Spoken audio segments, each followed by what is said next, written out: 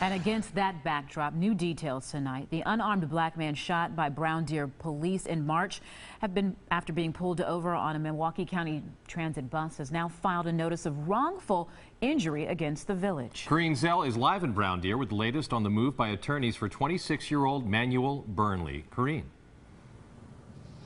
George and Shannon, for the first time, we're hearing what Burnley says happened that night.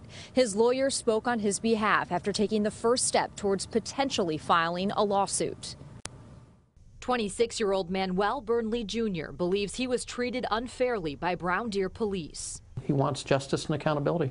Burnley's lawyer says his client remembers police escorting him off a bus following a verbal altercation back in March. Seconds later, he was on the ground in the process of being handcuffed when he was shot. I cannot understand for the life of me why this officer would choose to shoot him in the back, literally when he's on the ground face down.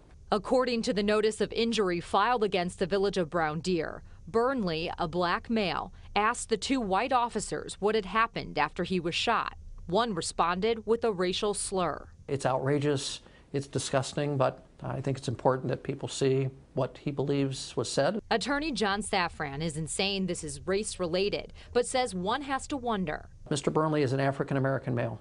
The two officers were white.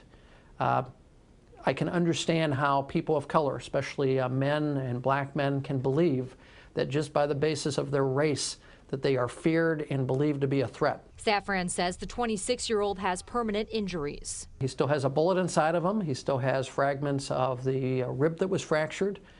He was hospitalized for 12 days. He's lucky to not have been paralyzed or to be killed.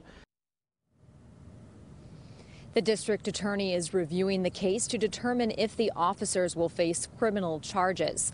And now we also reached out to the Brown Deer police here, who say that claim has been turned over to their attorney. Now, one of the officers is back to work. The other is still on administrative duty. Reporting live outside the Brown Deer Police Department, Corrine Zell, today's TMJ4.